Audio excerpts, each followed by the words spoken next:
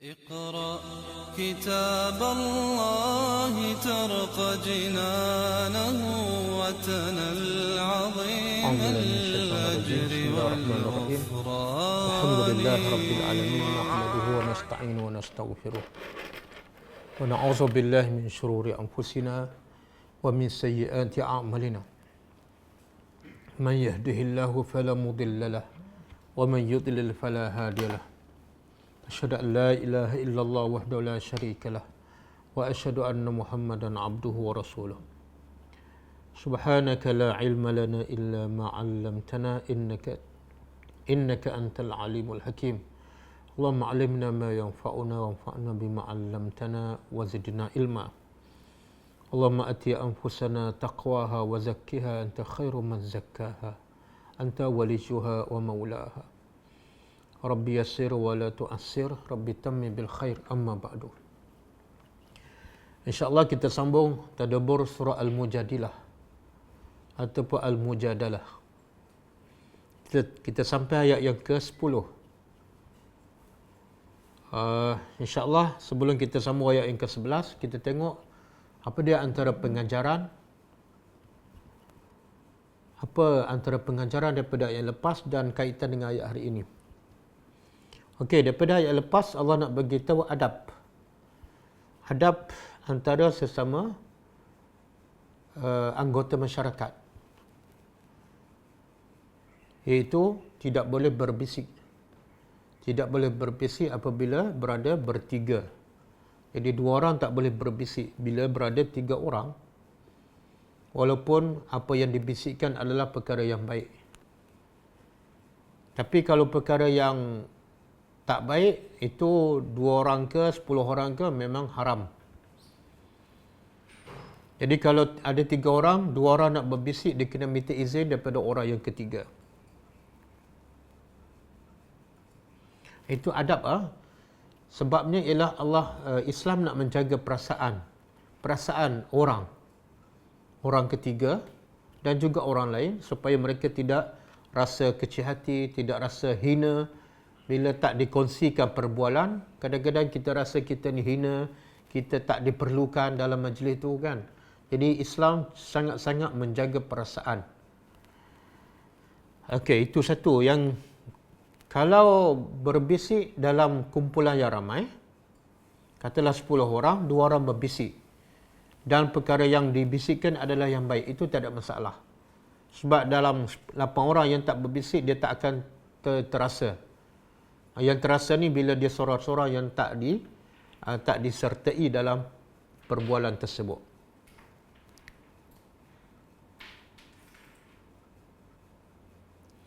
Dan juga Allah beritahu adat kebiasaan orang-orang musyrikin, orang kafir, orang munafik, bila mereka berbisik bersama dalam majlis itu ada orang Islam, orang beriman, maka biasanya mereka akan berbisik 3 perkara. Satu, dosa. Yang kedua, maksiatul Rasul, mengingkari Rasul. Yang ketiga dalam perkara yang membawa kepada permusuhan, udwan. Al-ismu wal-udwan wa maksiatul Rasul. Sebaliknya, orang beriman hanya berbisik dengan perkara yang baik sahaja. Bil birri, untuk mengajak orang buat baik, wat taqwa, dan untuk mengajak orang yang bertakwa. Kemudian ayat lepas juga Allah beritahu sebenarnya tujuan bisikan ini, bisikan yang tak baik ini sebenarnya sumbernya adalah syaitan. Mastermindnya ialah syaitan. Dan tujuan syaitan menghasut supaya orang berbisik perkara yang tidak baik ialah supaya liyahzuna, supaya menimbulkan kesedihan kepada orang beriman. Jadi antara target utama syaitan dalam menyesatkan manusia, strateginya ataupun langkah-langkah syaitan ialah bagi orang sedih. Bila orang sedih, dia akan mengheret kepada ibadat tak khusyuk, malah nak belajar, malah nak baca Quran, malah nak senyum kepada orang, bergaduh kan, bermula daripada sedih. Jadi strategi syaitan supaya orang beriman khususnya sentiasa dalam kesedihan.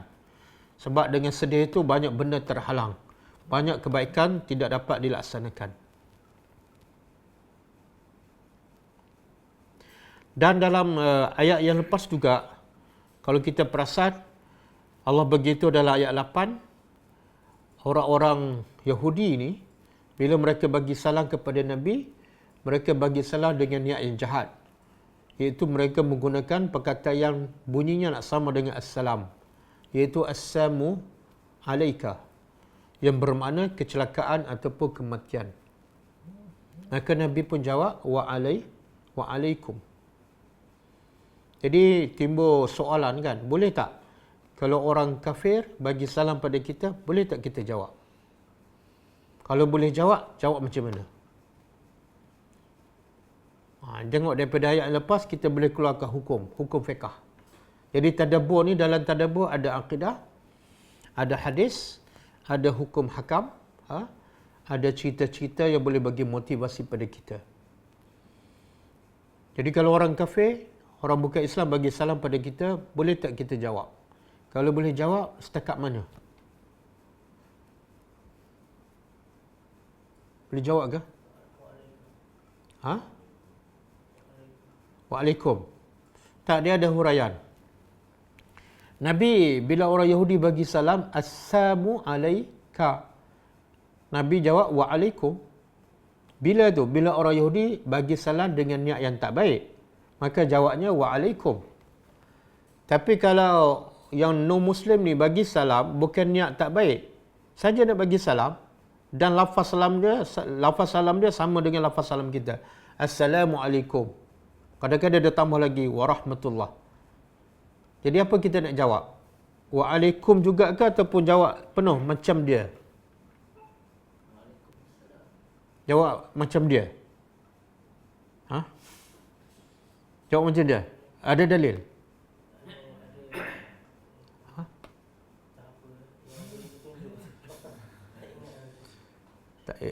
Itu doa bagi petunjuk. Kan? Lain. Allah mahdihim. Ya Allah bagilah hidayah pada mereka. Itu bagi doa bagi petunjuk. Ini salam. Salam ni memang doa juga. Tapi dia bukan khusus kepada petunjuk.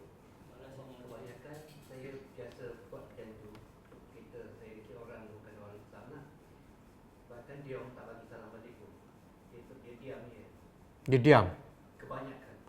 Saya pernah rasa. Saya bagi kawan yang kedua, kawan orang Melayu. Yang kena Assalamualaikum. Kebanyakan dia orang. Dia tak jawab. Tak jawab. Dia tak jawab kan? Sebab saya dia tak tahu. Jadi sekarang kita nak tahu hukum. Kita tahu. Kan dia katakan kita tahu macam mana. Jadi kalau non-Muslim bagi salam dengan niat tak baik, kita hanya jawab waalaikum. Apa dalil? Dalilnya kisah Nabi lah. Nabi jawab pada orang Yahudi yang bagi assalamu alaika, Nabi jawab waalaikum. Itu dalil dia. Okey, kalau orang kafir, non-Muslim bagi salam, tak ada niat tak baik pun, saja nak bagi salam. Apa hukum? Kita boleh jawab tak? Dan kalau jawab penuh ke ataupun waalaikum juga? Balas dengan? Ada dalil? Ada dalil. Cuba buka surah An-Nisa ayat 86. Surah An-Nisa ayat 86.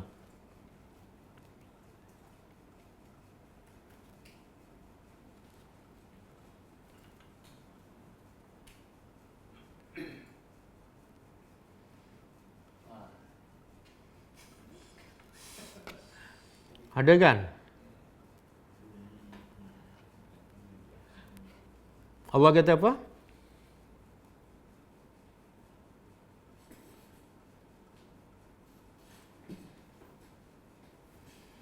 Allah kata wa iza huyitum, apabila kamu diberi salam ataupun diberi penghormatan, bitahiyyatin, dengan apa-apa penghormatan, maka Allah perintah apa?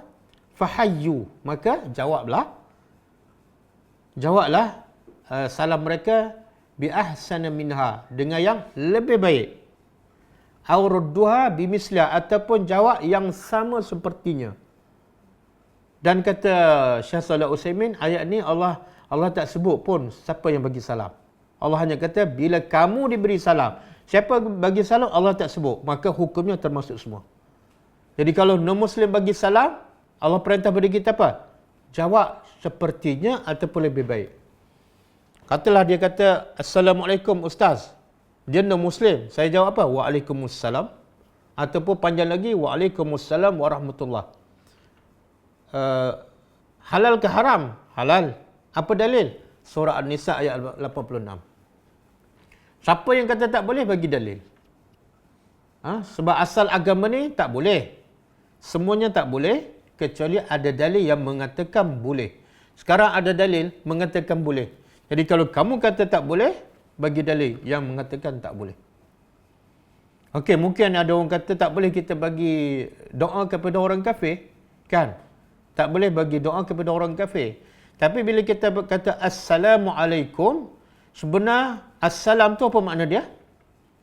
Sejahtera. Dan mungkin tak manusia sejahtera kalau tak memeluk Islam.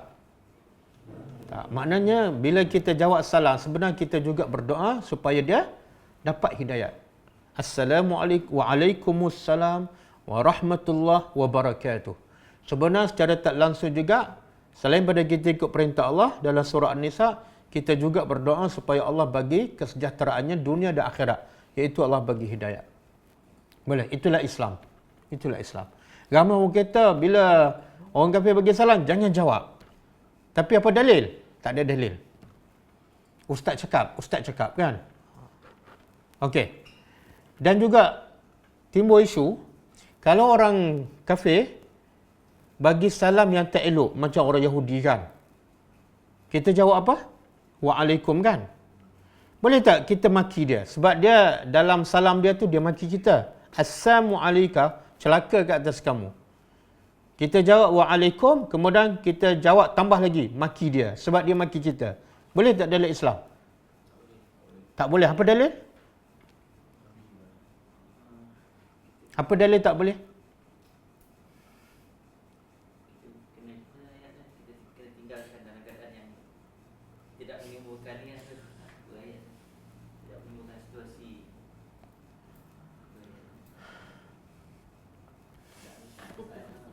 Apa dalil? Satu dalil, Nabi sendiri larang Aisyah. Bila Nabi jawab waalaikum, Aisyah tambahkan waalaikum assam wa la'anakumullah wa ghadiba alaikum. Allah melaknat kamu dan Allah murka pada kamu. Aisyah tambah, Nabi larang Aisyah. Aisyah ni hebat dah, ahli syurga insya-Allah kan. Tapi bila salah, Nabi tegur. Menunjukkan apa? Haram kita mencela, mengutuk orang kafir. Haram.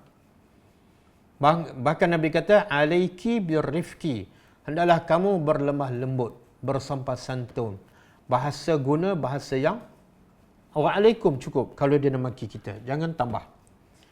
Dan surah Al-Muzammil lah yang tersebut. Wahjurhum hajaran jamila.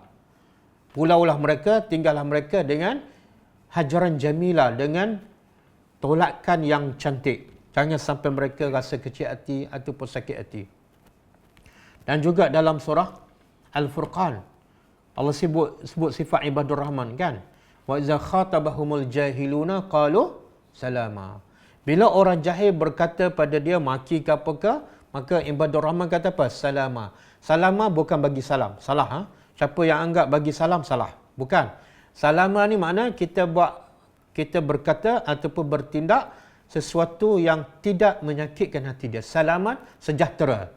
Dia beredar pun dengan dada dia selamat je. Tak disakiti. Okey? Tengok akhlak.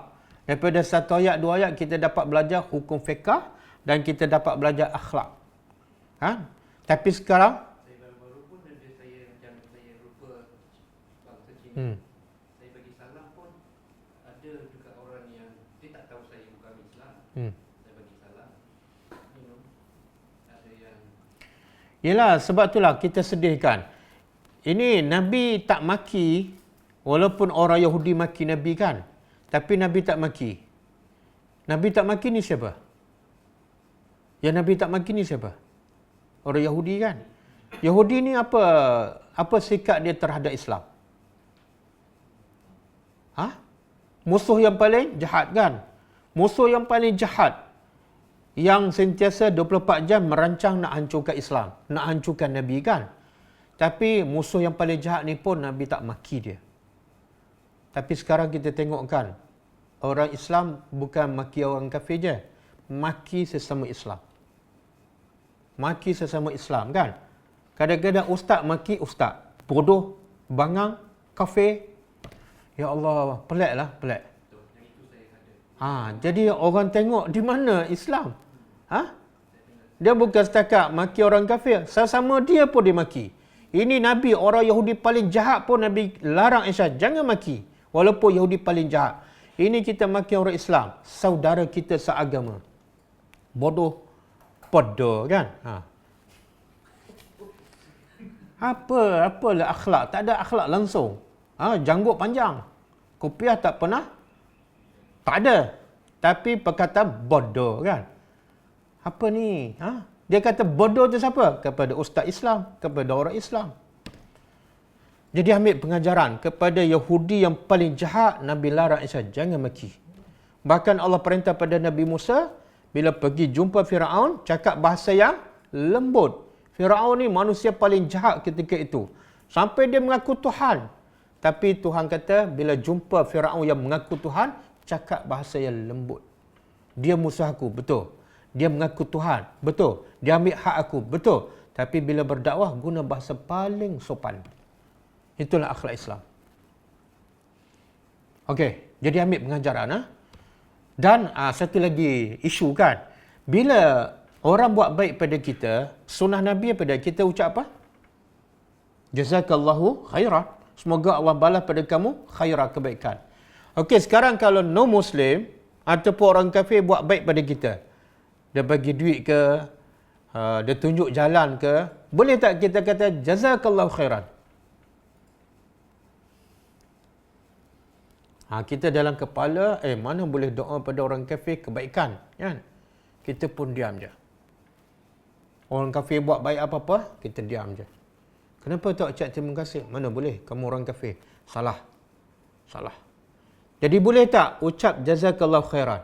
Kata Syekh Shalih Utsaimin, jawapannya boleh. Sebab dalilnya Nabi kata apa? Man suni'a ilaikum ma'rufa fakafi'uhu.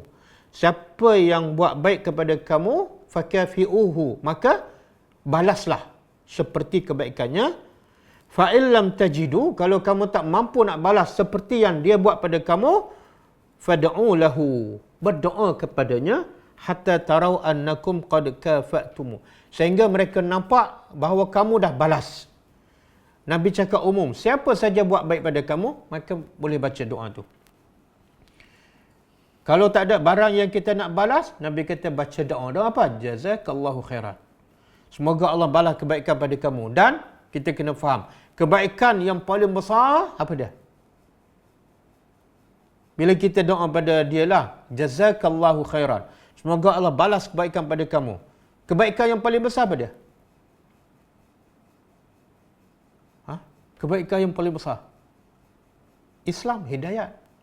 Jadi bila kita kata jazakallahu khairan, juga kita bermaksud berdoa semoga Allah bagi kepada kamu kebaikan. Apa? Kebaikan Islam.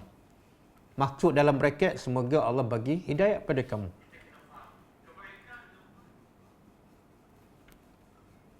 Okey, boleh itu antara hukum.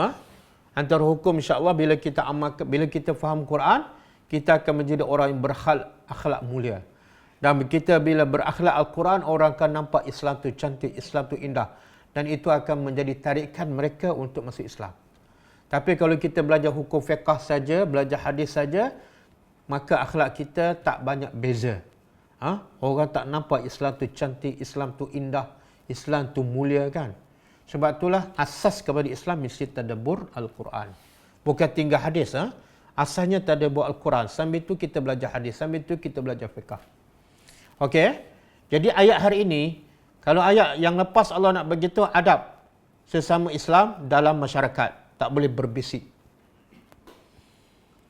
Ayat hari ini Allah nak bagi tahu adab bersama Rasulullah dalam majlis. Ada kaitan tu, Kalau kita jaga adab sesama kita tapi dengan Nabi tak beradab, sia-sia. Yang paling penting adab bersama Nabi, barulah adab bersama masyarakat. Okey, auzubillahi minasyaitonir rajim. Ya ayyuhallazina amanu, wahai Orang-orang yang amanu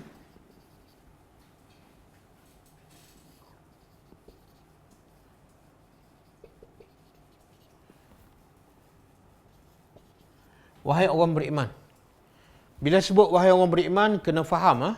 Sebagaimana saya dah sebut berulang kali, kata-kata Abdullah bin Mas'ud yang berkata, bila Allah sebut wahai orang beriman, kalau kamu orang beriman, wajib kamu dengar, wajib kamu peka dan kamu amalkan apa yang Allah nak beritahu selepas ini. Sebab bila Allah panggil wahai orang beriman, mesti ada salah satu. Sama ada Allah nak perintah sesuatu yang baik untuk kamu, ataupun Allah nak larang. Salah satu je. Dan Allah tak mungkin perintah melainkan baik untuk kamu. Begitu juga Allah tak mungkin larang melainkan semuanya baik untuk kamu. Jadi kalau kamu orang beriman, kamu kena dengar, kamu kena patuh. Tapi kalau kamu baca ya ayyuhallazina amanu terus sampai habis ayat tapi tak faham, sebenarnya kamu belum beriman. Sebab kalau beriman, stop. Tengok apa yang Allah nak perintah. Sebab Allah panggil ni, wahai orang beriman. Okey, apa perintah ni? Iza. Apabila qila, dikatakan, lakum, kepada kamu. Tengok bahasa Al-Quran. Allah kata qila, dikatakan. Siapa kata? Allah tak sebut. Bila Allah tak sebut, makna apa? Tak penting siapa yang kata. Jangan fokus siapa yang kata. Sebab tu Allah tak sebut. Yang kamu kena fokus ialah apa yang dia cakap. Apa yang dia cakap, bukan siapa yang bercakap. Apabila dia kata pada kamu, tafassahu. Tafassahu. Tafassuh. Tafassuh makna dia lapangkan. Lapangkan tempat. Ini makna dalam bahasa Arab. Lapangkan oleh kamu.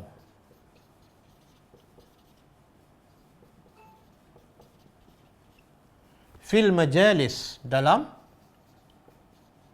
majalis, mufrad dia majlis.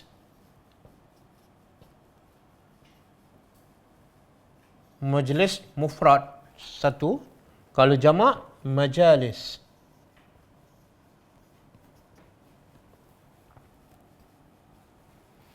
Daripada perkataan apa ni?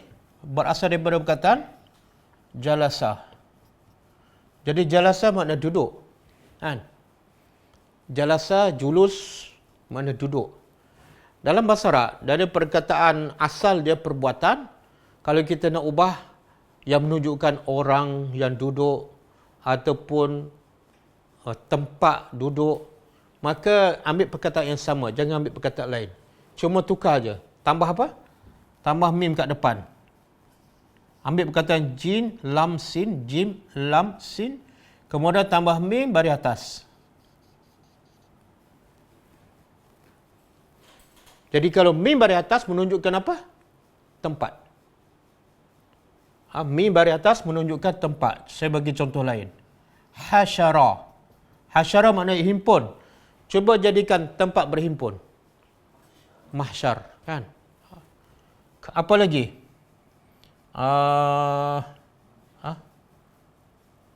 Madrasah, darasa. Kan? Daripada darasa jadi madras. Tambah satu lagi ta menunjukkan tempat yang selalu dipelajari. Jadi madrasah nama tempat, iaitu tempat belajar. Apa lagi? Ta'am, ta'am makanan. Kalau tambah mat'am, tempat makan. Mataf. Daripada tawafa kan?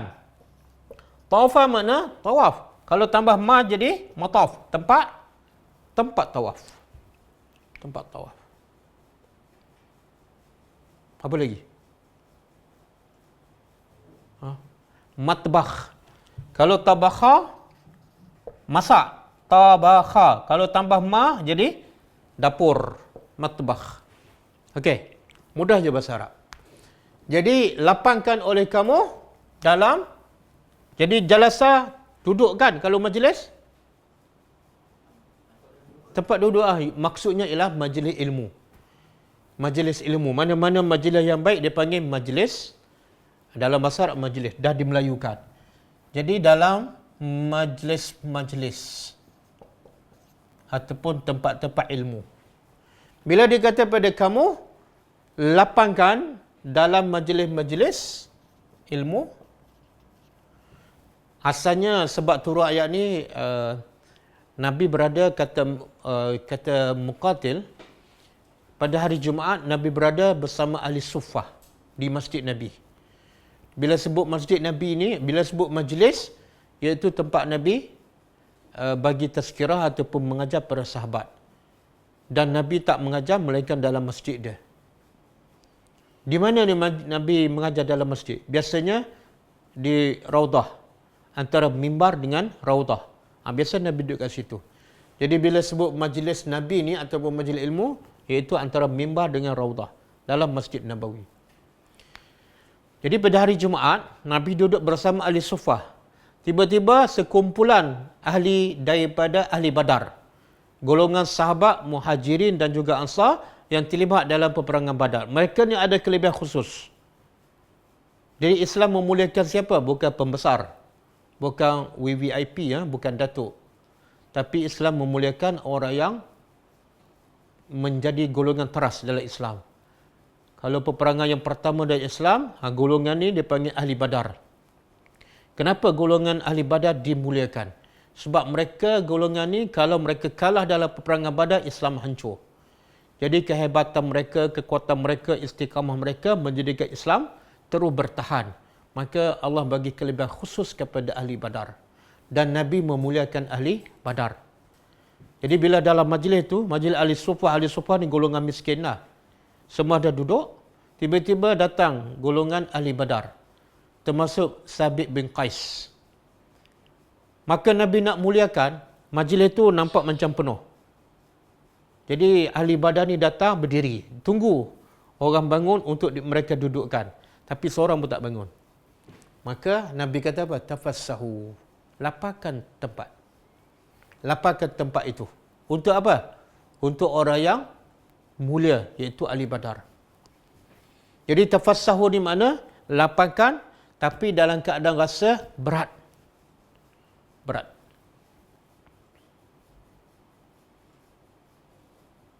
Okey? Maka Allah kata, bila dikata pada kamu, tak penting siapa cakap. Dalam konteks ni Nabi lah. Tapi Allah tak sebut siapa bercakap. Sebab Allah nak beritahu, hukum ni umum. Bukan zaman Nabi saja, bukan majlis Nabi saja. Majlis ilmu sekarang ke, bila-bila masa, hukumnya sama. Iaitu, bila ada orang yang mulia. Ini bukan sengaja datang lewat lah. Ada sengaja datang lewat, dia pun tak ada kedudukan apa-apa. Itu tak termasuk dalam bab ni. Okey? Bila dikata pada kamu, lapangkan majlis, maka fafsahu. Ada fa kan? Fafsahu.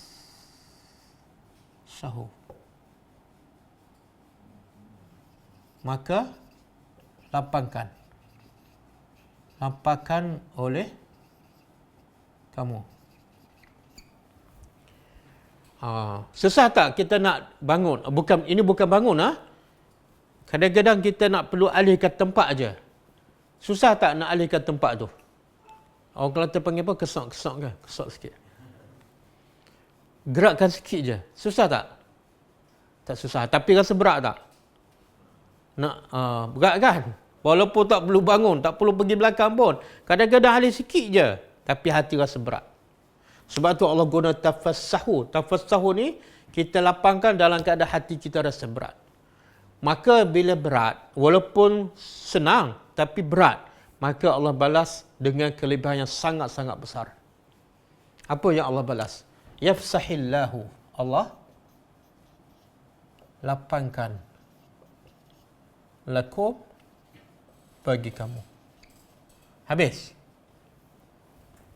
Tengok balasan dia. Tengok Islam, rahmat Allah. Allah bila suruh, dan Allah tahu benda tu berat, walaupun mudah, tapi hati nafsu ni susah kan? Maka Allah terus bagi motivasi dengan apa? Ganjarannya. Aku minta kamu, contohlah kita duduk sini kan?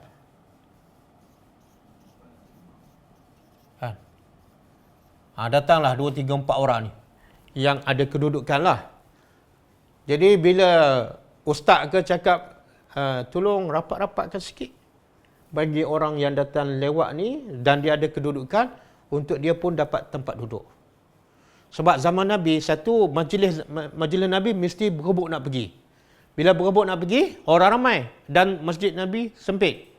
Jadi bila sempit, mana sendaklah. Tapi masih ada ruang. Kan? Jadi yang ahli badar pun bila datang nak duduk dekat Nabi juga. Maka Nabi nak muliakan mereka sebab mereka ahli badar. Maka Nabi kata, rapat-rapat sikit bagi ruang ni. Kan?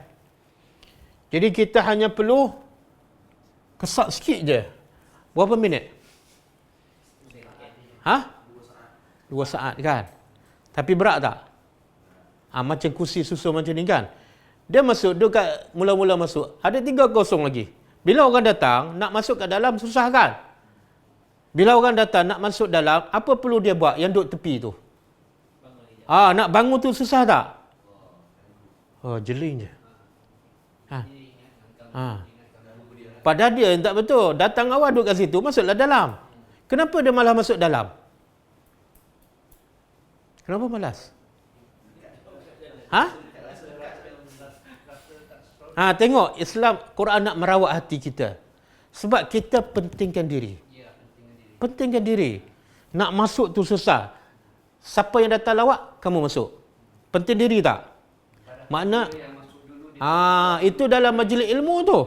Kita tak fikir orang, kita fikir diri kita. Aku datang awal dan mudah nak keluar. Ya Allah, ini bukan akhlak Islam. Sebab tu akhlak Islam apa dia?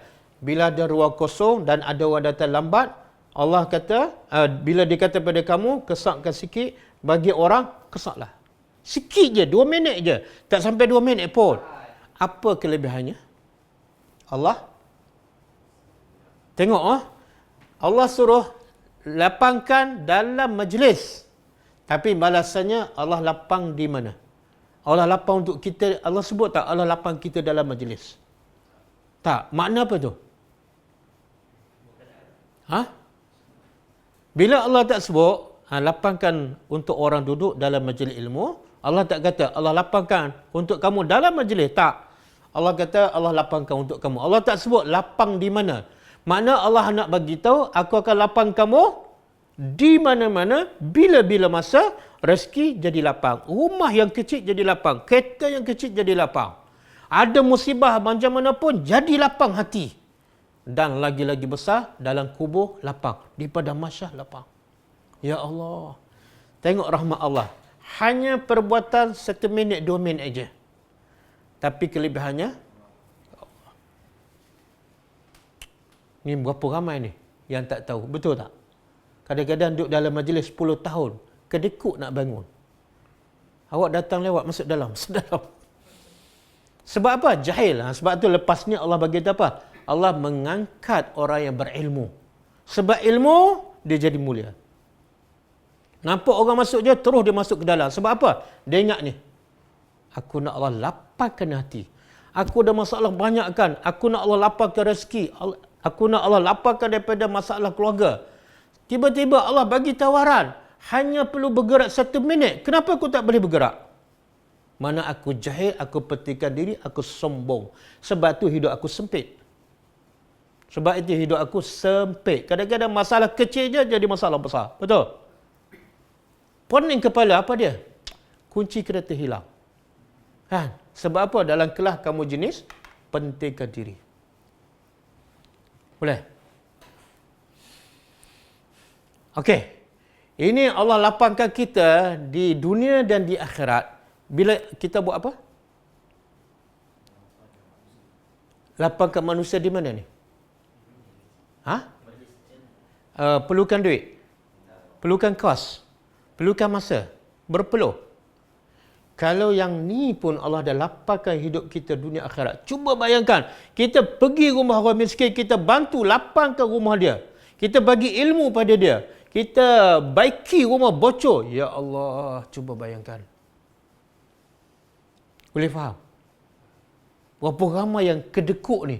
Kedekut masa, kedekut ilmu, kedekut duit untuk lapangkan orang miskin. Sebab apa? Sebab cara dia berfikir, aku hidup untuk diri aku.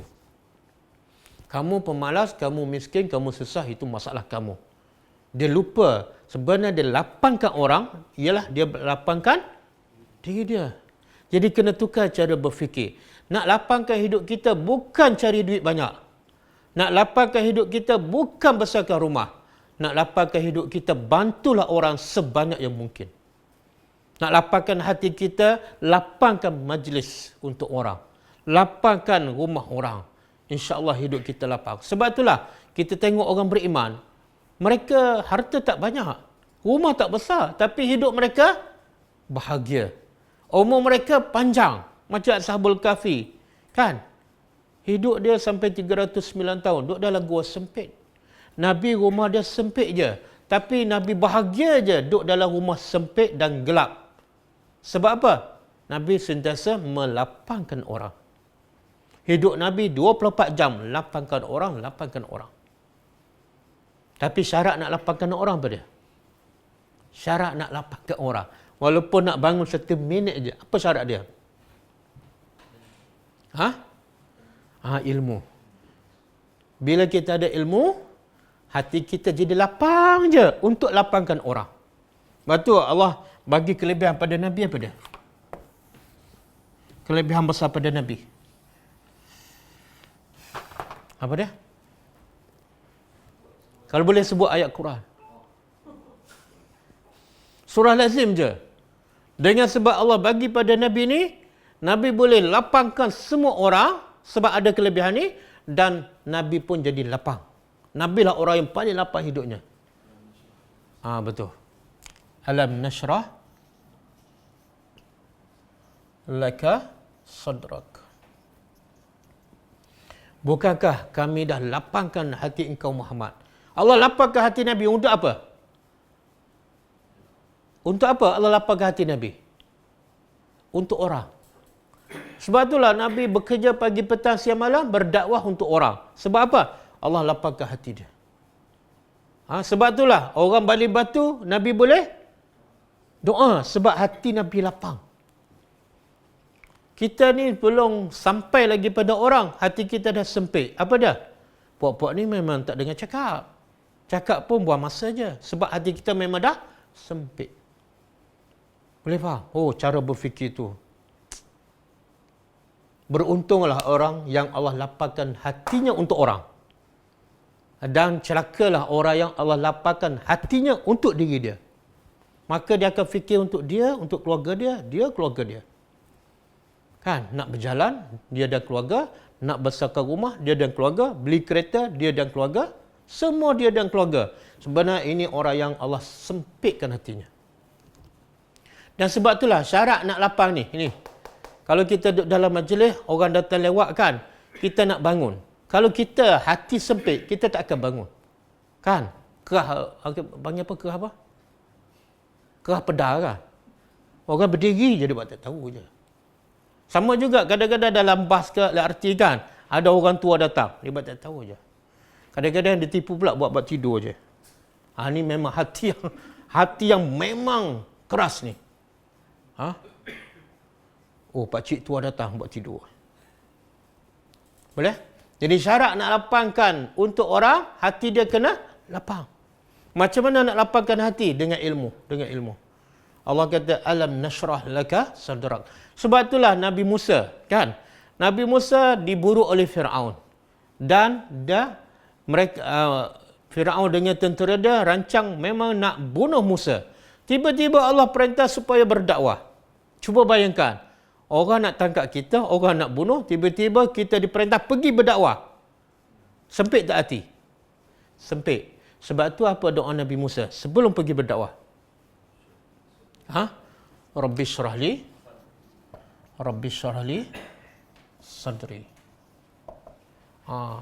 Pergi berdakwah pula kepada manusia yang paling jahat. Kalau hati aku tak lapang, aku maki dah dia. Bahasa musuh Tuhan kan. Sebab tu Musa kata, lapangkan hati aku. Sebab nak cakap lembut kepada musuh yang paling jahat ni, bukan senang. Lapangkan hati aku. Berapa ramai yang baca doa ni? Tak ramai kan? Kalau dia baca pun bila? Bila anak nak periksa. Kan? Salah guna doa. Nabi Musa baca doa bila nak berdakwah. Tapi kita ajar anak kita baca bila nak periksa. Periksa untuk siapa? Untuk diri dia. Sebenarnya dengan baca doa ni lagi sempit hidup dia. Sebab tujuan baca doa bukan nak berdakwah. Orang nak ambil kontrak. Ya. Rabbi syrah li sadri, supaya dia luluskan projek. Itu ada kepentingan. Boleh? Ya. Nampak tak Allah merawat hati kita ni? Nampak tak? Berapa ramai yang belajar agama, belajar fiqh, belajar hadis, tapi nak bangun sikit je untuk orang datang, kedekut. 10 tahun dah belajar. Sebab apa? Dia tak tadabbur Al-Quran. Okey, wa'iza dan apabila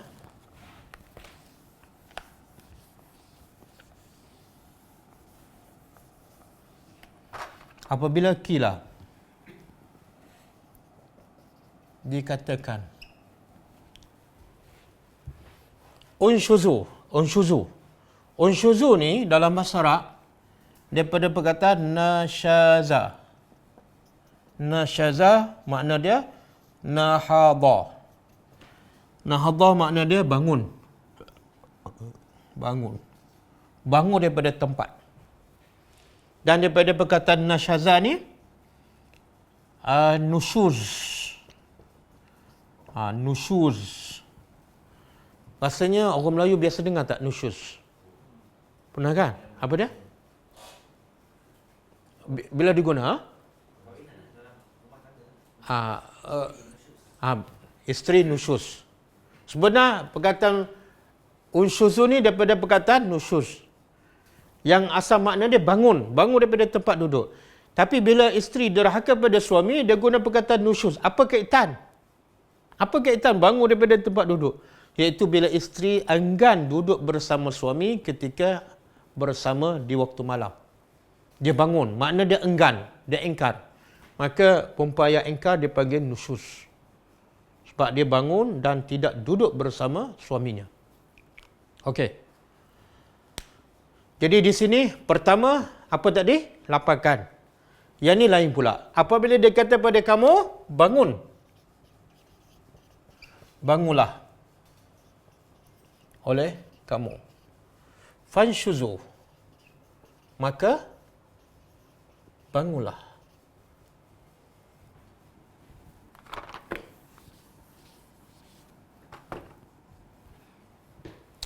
Apa ni? Apa dah? Apa beza tafassahu dengan unshuzu? Kalau tafassahu ni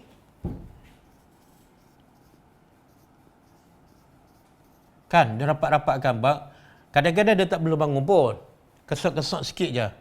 Kesat-kesat bagi rapatkan. Ini dia panggil tafassahu. Tapi unshuzu makna dia bangun terus. Bangun sama ada dia keluar ataupun duduk tempat lain. Yang mana lagi susah? Bangun. Bila ni? Dan dalam tafsir ulama mengatakan kadang-kadang tuan punya majlis tak suka pada dia. Jadi tuan punya majlis ada hak. Kan? Contoh buat kelas rumah dia kan. Dia ada hak. Siapa yang dia tak suka dia kata boleh tak kamu bangun duduk kat tempat lain. Allah kata apa? Bangun. Ataupun boleh tak kamu bangun dan sila balik. Allah kata apa? Bangun dan balik. Susah tak? Kalau tuan rumah ataupun tuan majlis suruh kita bangun dan duduk tempat lain, kita rasa hina tak? Saya kena orang kahwin. Ya. Kahwin kenduri makan. Dia nak bagi orang yang sesuai untuk dalam meja tu. Saya penat. Saya tidur di tempat lain. Apa perasaan? Saya terima saja lah sebab dia tuan majlis. Tapi secara umumnya hati kita rasa apa? Masa tu saya tak rasa apa-apa. Okey. Angka mungkin sebab orang Cina, orang Melayu lain perasaan dia. Melayu ni dia tak tahulah Melayu kan. Kuat merajuk kan. Sikit-sikit minta tongkat kan, tak ada tongkat lembek kan. Biasa apa perasaan kita? Kecil hati, rasa hina kan? Tengok Allah nak ajar. Yang suruh kamu bangun ni siapa? Sekarang kamu bangun kerana Allah. Macam mana kamu ikut perintah Allah tapi kamu rasa hina? Ya Allah, faham tak? Sebenarnya kamu hina bila kamu tak bangun. Sebab kamu engkau perintah Allah. Dan bila kamu bangun, sebenarnya bukan kamu hina. Kamu mulia sebab kamu patuh perintah Allah. Walaupun orang pandai hina. Di sisi Allah, kamu mulia. Sebab tu Allah kata, apa balasannya? Yang ni kalau lapangkan tempat, Allah lapangkan hidup kita. Rezeki, rumah, dunia, akhirat, semua sekali. Okey? Yang ni pula, bila dikatakan pada kita bangun, Allah kata bangun. Apa kelebihan? Yarfa'illah. Allah mengangkat allazina amanu, orang-orang beriman, minkum, dari kalangan kamu, wallazina utul ilm, dan orang-orang yang mereka diberi ilmu. Apa dah? Darajat. Beberapa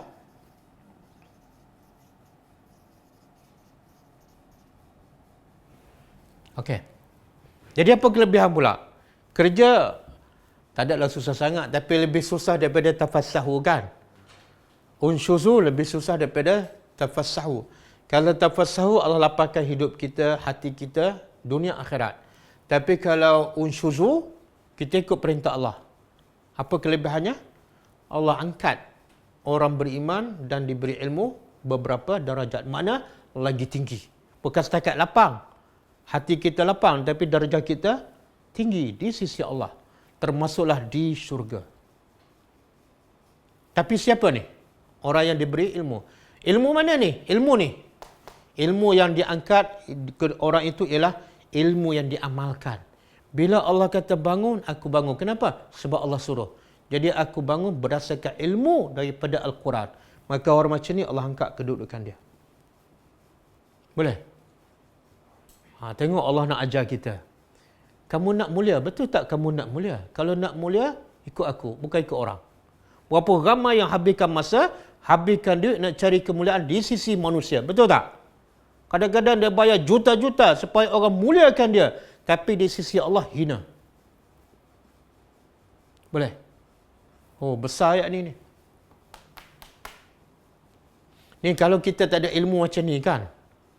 Kalau tak ada ilmu macam ni, tiba-tiba tuan majlis suruh kita bangun dan balik. Apa perasaan kita lepas tu?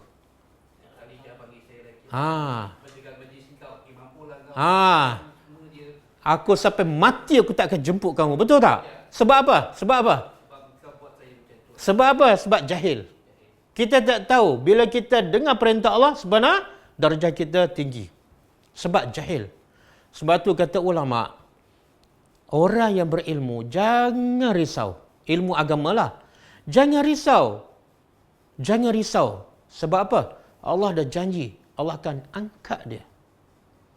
Yang kedua, orang yang berilmu agama, jangan harap orang angkat dia. Sebab Allah sendiri nak angkat. Boleh faham tak? Berapa ramai yang belajar agama supaya orang angkat? Kamu memang jahil. Yang nak angkat kamu ni bukan manusia. Allah nak angkat, tapi masih mengharapkan orang angkat. Masih mengharapkan anugerah daripada manusia. Kamu jahil. Padahal kamu tukar Allah yang angkat dengan manusia angkat, kamu pilih manusia. Diberi anugerah, diberi datuk, diberi Tan Sri kan. Kamu bangga. Tapi sebenarnya kamu tidak mulia pun di sisi Allah. Sebab kalau kamu betul-betul nak kemuliaan kamu relax je. Relax je. Sebab Allah dah janji. Mesti kamu mulia. Sebab tu kita tengok ulama-ulama dahulu kan, para sahabat. Mereka dihina tak oleh masyarakat. Ya, Ibnu Taimiyah ditangkap, dipenjara. Imam Ahmad Ibn Hanbal dibelasah, dipukul. Tapi di sisi Allah, Allah angkat tak? Masa dia, orang yang beriman muliakan dia. Lepas dia mati, sampai sekarang orang baca kitab dia, orang sebut nama dia. Imam Syafi'i pun sama. Sampai sekarang orang sebut nama dia, orang jadikan buku dia rujukan. Dan di akhirat lagi Allah angkat darjahnya di syurga. Jadi amat bodoh siapa yang berilmu, siapa yang belajar supaya diangkat oleh manusia. Sangat-sangat bodoh. Dia tak nampak kelebihan yang Allah nak sediakan untuk dia. Boleh? Jadi relax je. Kamu buat kerja Tuhan, Allah angkat. Allah angkat. Jadi tak perlu apa yang kita buat, tak perlu wairakan. Tak perlu wairakan. Allah akan angkat. Kadang-kadang macam Uwais Al-Qarni kan. Nampak tak? Uwais Al-Qarni. Orang tahu tak kisah dia? Kalau Nabi tak bagi tahu. Tak tahu. Orang mana yang tak tahu ni? Orang kampung dia pun tak tahu kelebihan dia. Tapi nama dia diwairakan di langit. Para malaikat semua tahu. Pantang Uwais Al-Qarni berdoa, malaikat sambut. Tapi orang kampung dia tak kenal pun siapa. Melainkan hanya dia gembala kambing. Ini orang yang dia panggil apa? Jundum majhul. Tentera Allah yang tidak dikenali. Di bumi, tapi dikenali di. Jadi kalau kita berilmu, jangan buat apa-apa, wairakan. Sebab apa? Allah sendiri akan angkat kita. Okey?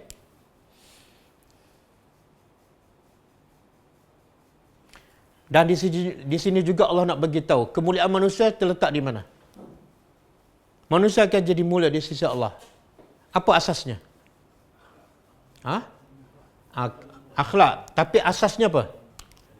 Satu, allazina amanu, iman. Yang kedua, ilmu campur iman. Iman ni makna beramal lah. Jadi kalau kamu nak mulia, tak perlu duit banyak. Tak perlu pangkat tinggi. Kamu hanya perlu dua je, ilmu dan amal. Ilmu dan iman. Mulialah kamu. Okey, ilmu pula daripada apa? Ilmu pula sumbernya apa? Al-Quran. Nabi sebut dalam satu hadis, hadis sahih riwayat Muslim. Inna Allah yarfa'u bihazal kitab aqwaman wa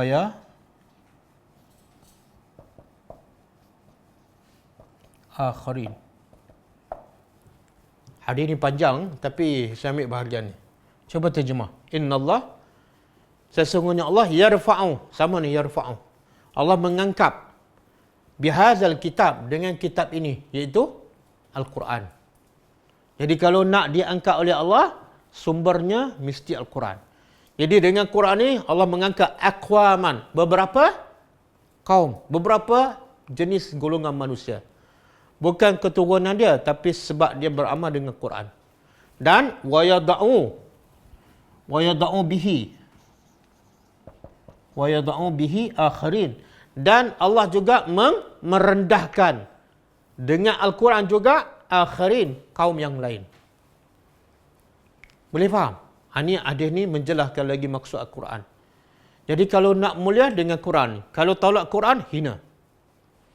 Sebab tu kalau kita baca sejarah kan, zaman-zaman Khulafa Ar-Rashidin, zaman Tabi'in, banyak yang jadi pemimpin, banyak yang jadi gubernur. Siapa? Golongan Mawali. Golongan Mawali. Mawali ni jamak kepada Maula. Yang jadi ulama terkenal, kadang-kadang jadi pemimpin, asal mereka ialah Mawali. Siapa Mawali? Iaitu golongan asalnya hamba. Atha ibnu Abi Rabah, Ibnu Sirin, semua tu berasal daripada golongan hamba. Kenapa ni?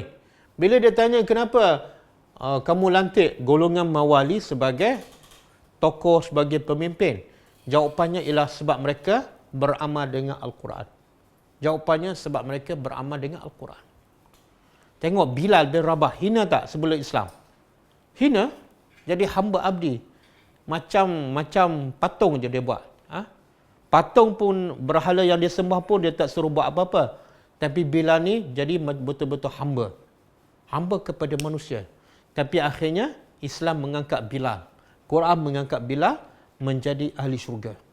Suhaib Ar-Rumi kan, Ammar bin Yasir, itu semua golongan yang sebelum datang Islam, golongan yang tidak ada nama dalam masyarakat. Orang panggil second class kan. Tapi bila dia beramal dengan Al-Quran, Allah mengangkat. Boleh? Jadi fahamlah bahawa kalau kita nak diri kita mulia, nak anak-anak kita mulia, nak masyarakat kita mulia, hanya dengan ilmu iaitu Al-Quran sahaja. Selagi mana kita tolak Quran, kita adalah bangsa yang bangsat. Bangsa yang bangsat. Okey, kemudian Allah kata apa? Wallahu, dan Allah bima ta'malun,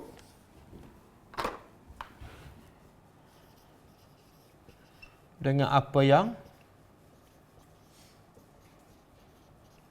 kamu lakukan, khabir, maha mengetahui.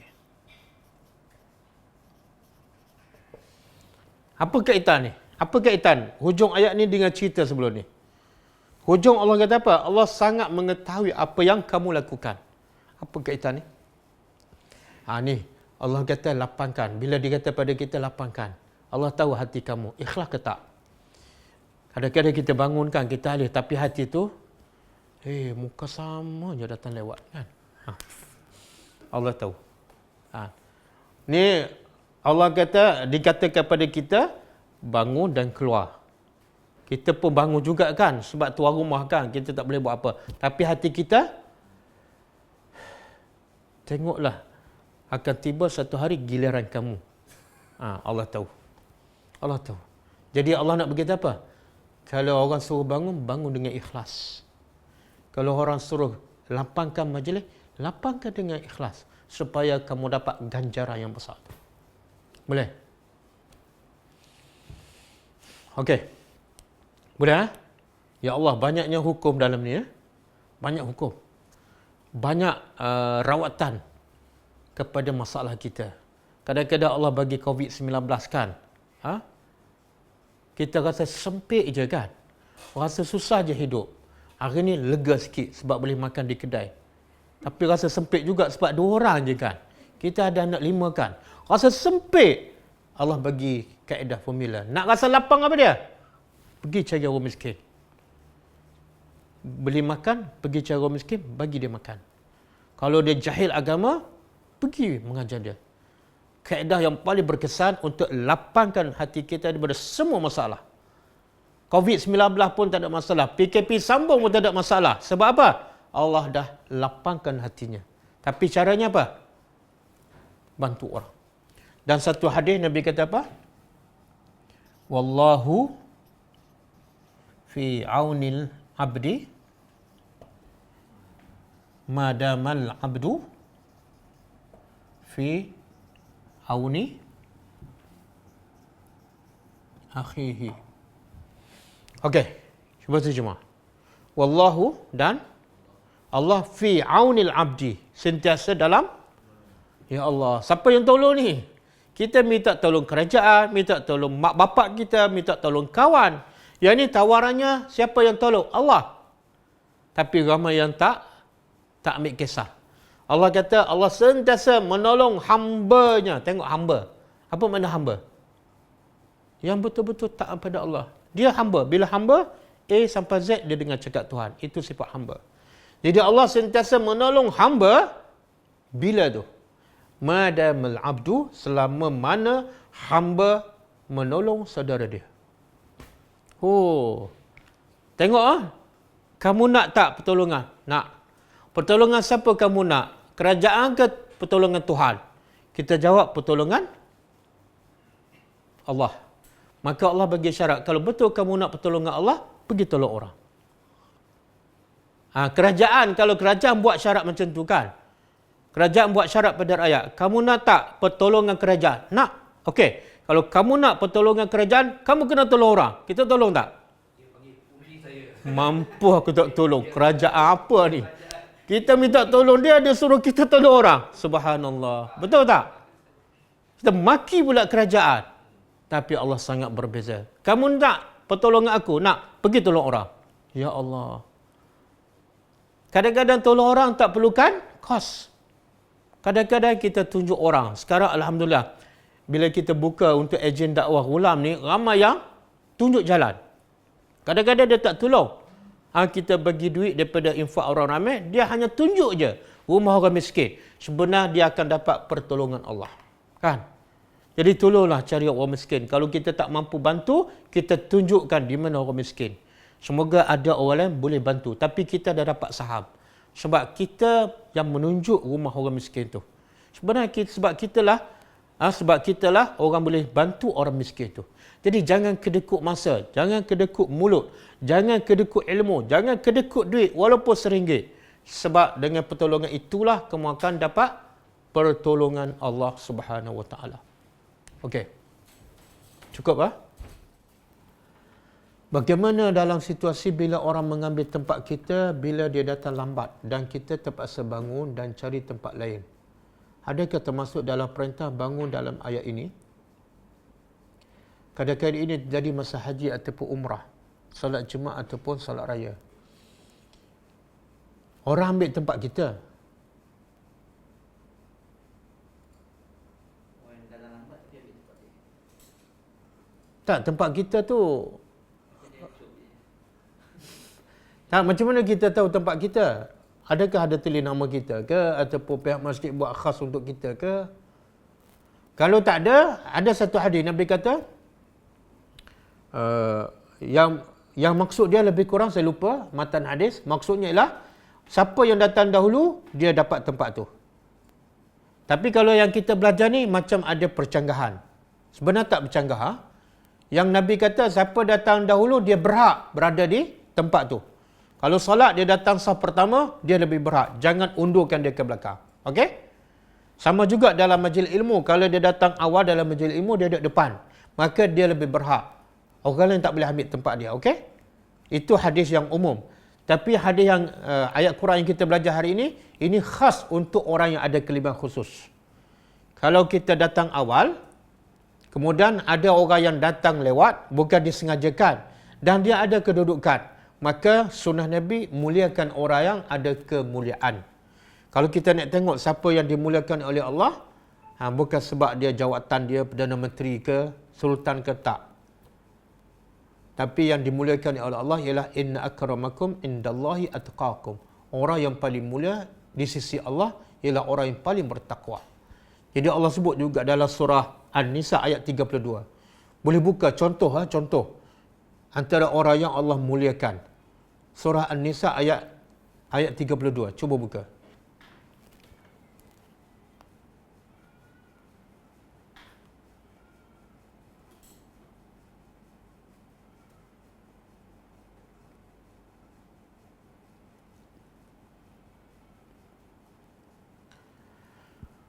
Allah kata apa? A'udzubillahi minasyaitonir rajim.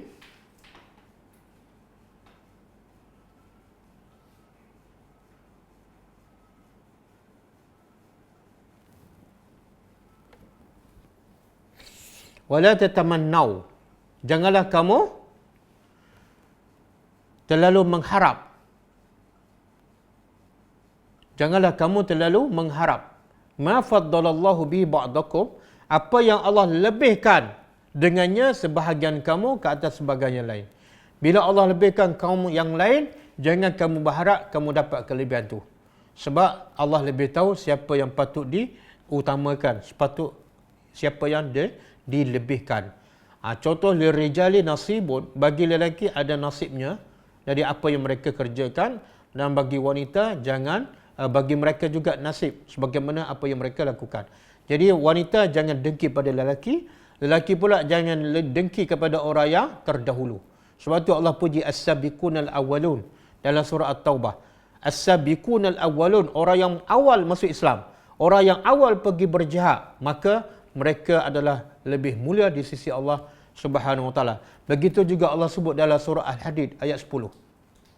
Surah Al-Hadid ayat 10,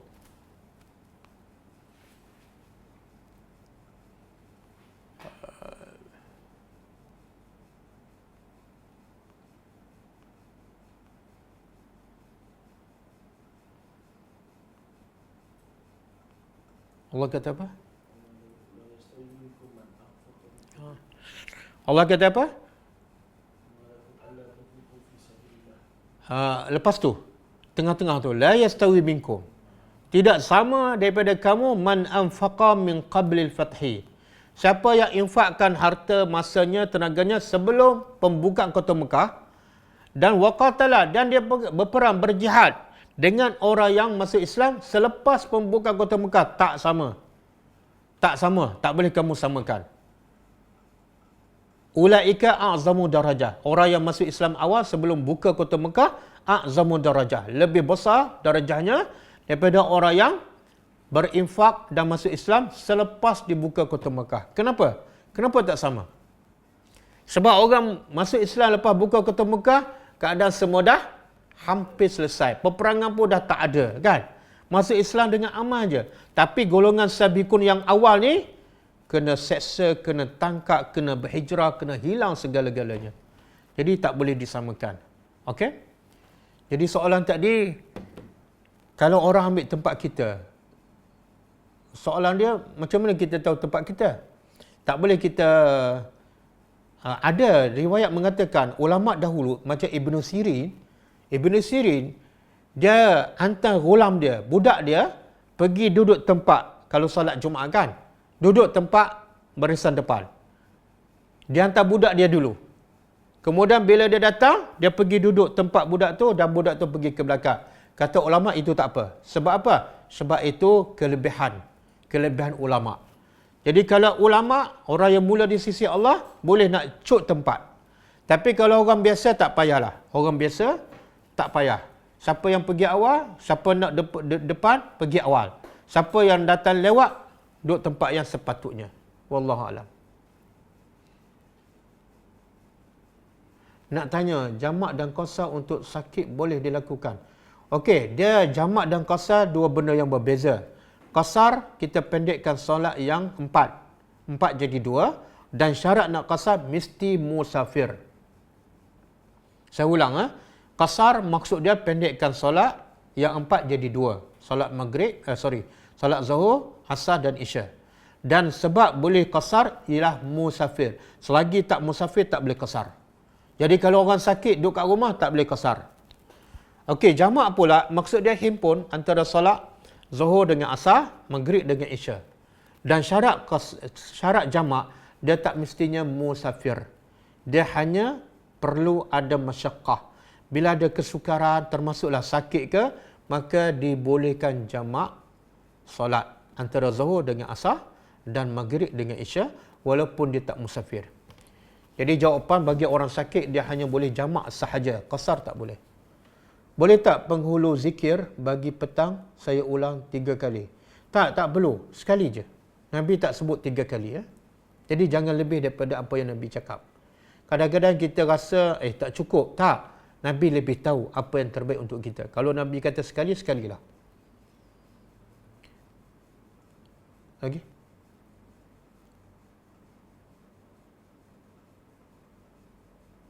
Bagaimana pula dengan situasi ini?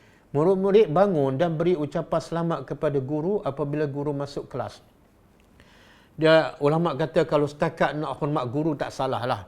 Tapi sebenarnya zaman Nabi bila tak ada pun sebut sahabat bangun bila Nabi masuk. Tidak ada yang menunjukkan sahabat hormat Nabi dengan sahabat bangun. Wallahu a'lam. Pengurusi majlis menyuruh hadirin berdiri sebab ada VIP. Itu protokol lah. Itu undang-undang manusia. Bukan bermakna VIP itu mula di sisi Allah. Kalau mula di sisi Allah, orang yang pertama perlu bangun ialah sahabat bila Nabi masuk. Wallahu a'lam. Jika kita menyumbang dalam majlis khatam Al-Quran, berbuka puasa sunat dan majlis tahlil, dan kita, apa WS tu?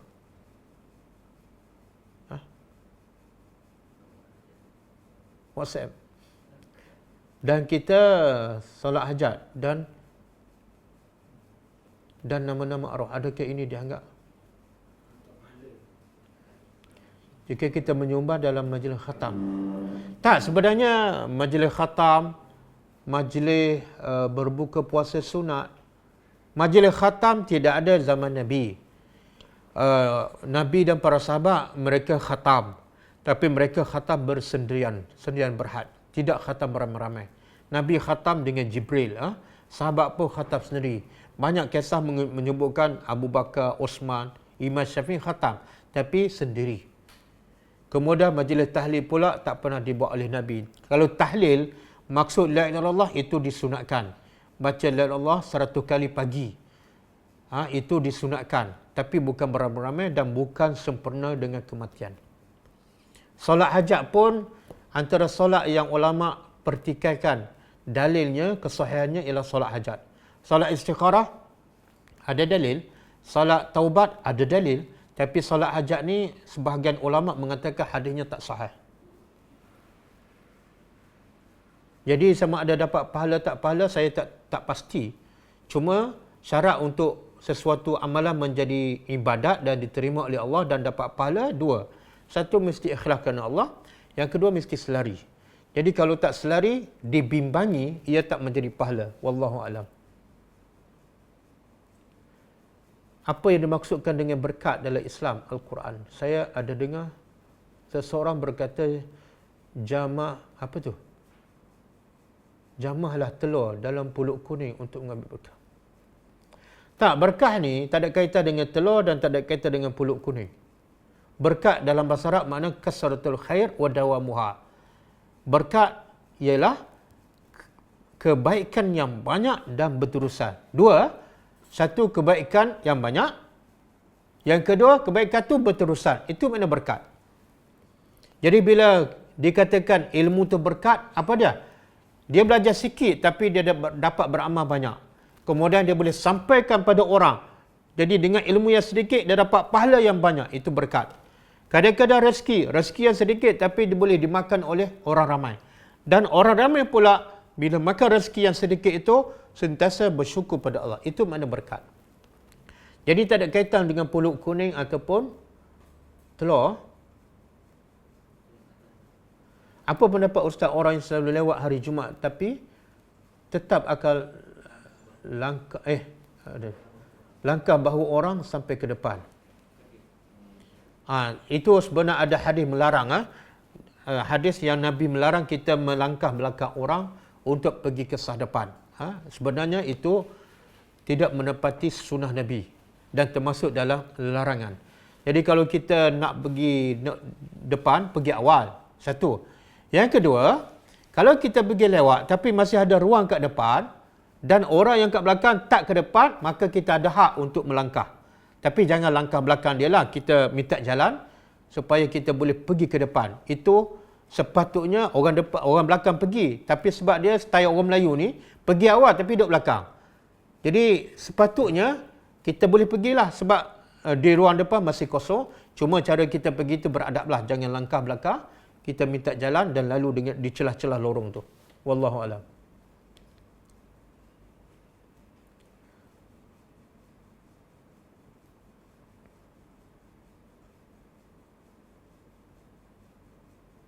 Ada tempat solat Jumaat masa Covid kan terhad. Orang masjid ambil puak-puak dia sahaja. Sampai penduduk tak boleh solat Jumaat sama.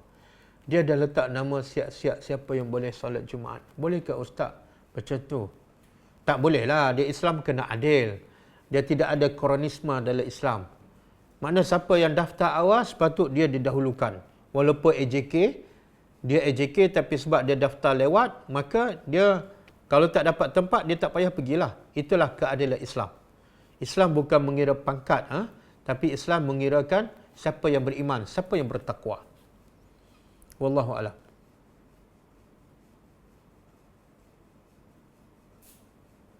Solat sunat isyraq, adakah ia dituntut? Adakah ia sunnah? Ya, solat sunat isyraq ada sunnah, ada dalil. Cuma ulama berbeza antara solat sunat isyraq dengan solat duha. Ada pendapat mengatakan solat sunat isyraq adalah juga solat duha. Cuma dipanggil isyraq sebab dia dibuat di awal waktu duha. Jadi pendapat pertama, solat sunat isyraq juga adalah solat sunat duha. Pendapat kedua, solat sunat isyraq berbeza dengan solat sunat duha. Dua solat yang berbeza, dua-dua ada dalil. Jadi siapa yang nak solat sunat isyraq, kalau ambil pendapat kedua, dia solat sunat isyraq, makna dia belum solat duha. Sebab pendapat kedua, dua solat tu adalah berbeza. Tapi kalau dia ambil pendapat pertama, solat sunat isyraq juga adalah solat duha. Kalau dia dah solat sunat isyraq, dia sebenarnya juga telah solat duha. Tak perlu dia ulang lagi. Wallahu a'lam. Dah. Sah di belakang imam, perlukah kita berebut untuk dapatkan sah pertama dan berdekatan dengan imam ataupun beri peluang kepada jemaah lain? Tak, kena berebut. Sebab tu dalam satu hadis sahih Nabi kata, kalaulah manusia tahu kelebihan sah pertama,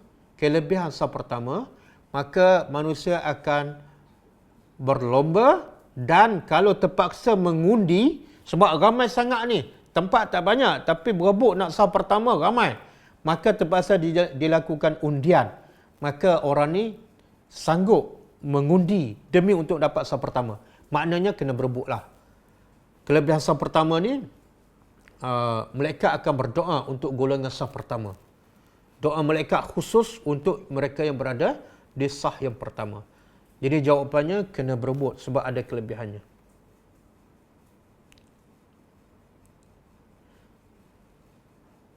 Ustaz, apa maksud orang yang berkedudukan? Tak, berkedudukan dalam Islam, orang yang dimuliakan oleh Allah. Contoh ahli Badar. Orang yang masuk Islam, as-sabiqunal awwalun. Itu makna orang yang berkedudukan. Makna ada sumbangan dalam Islam. Itu ikut persepsi Islam lah. Tapi kalau ikut persepsi manusia, orang yang berkedudukan, orang yang ada jawatan lah. Kadang-kadang di sisi Allah dia tak ada nilai. Sebab tu ulama kata sekarang orang yang berilmu tak dimuliakan. Tapi Allah tetap muliakan dia. Sekarang yang dimuliakan oleh manusia siapa? Orang-orang jahil. Tengok orang berilmu Allah muliakan. Orang jahil manusia yang muliakan. Maka kata ulama akhirnya bila orang jahil dimuliakan oleh manusia, apa jadi? Dia yang jahil akan sesat dan dia juga akan menyesatkan orang. Cuba kita tengok sekarang. Banyak yang bercakap pasal agama dan dimuliakan oleh masyarakat, bahkan oleh pemerintah, kebanyakannya bercakap benda yang tidak sunnah Nabi. Kadang-kadang hadis palsu, pasal capal apa semua kan. Tapi dimuliakan. Sebenarnya mereka termasuk golongan orang yang jahil. Sebab tidak bercakap berdasarkan Quran dan Sunnah. Maka orang jahil ini dimuliakan oleh manusia dan orang yang benar-benar berilmu dimuliakan oleh Allah. Wallahu a'lam. Okey. Cukup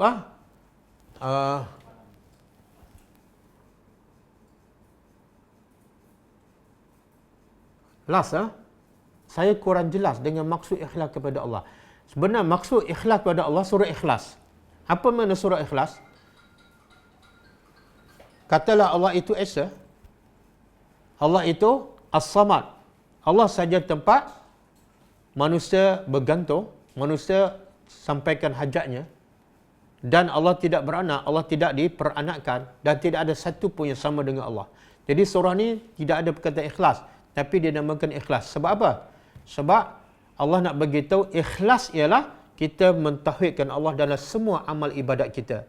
Kita makan hanya kerana Allah, bukan kerana orang. Bukan kerana kita ni kaya sangat. Kalau kita bekerja 100% kerana Allah, bukan kerana nak dunia. Kalau kita kahwin kerana Allah, kita beli kereta pun kerana Allah. Sebab nak laksanakan tanggungjawab kita sebagai suami, sebagai bapa. Tak ada kaitan dengan kerana dunia, sedikit pun tidak ada. Itu makna ikhlas. Iaitu betul-betul kerja kita, kerja buat kita 100% kerana Allah. 0.01% pun tidak ada kerana riak ke, kerana orang ke, kerana dunia ke, tak ada. Wallahu a'lam. Cukup kita sambung kelas kita pada malam ni pukul 9.10 insya-Allah. Kita tutup dengan membaca tasbih kafarah. Subhanakallahumma wa bihamdika asyhadu an la ilaha illa anta astaghfiruka wa atubu ilaik. Assalamualaikum warahmatullahi wabarakatuh. كتاب الله ترق جنانه وتنى العظيم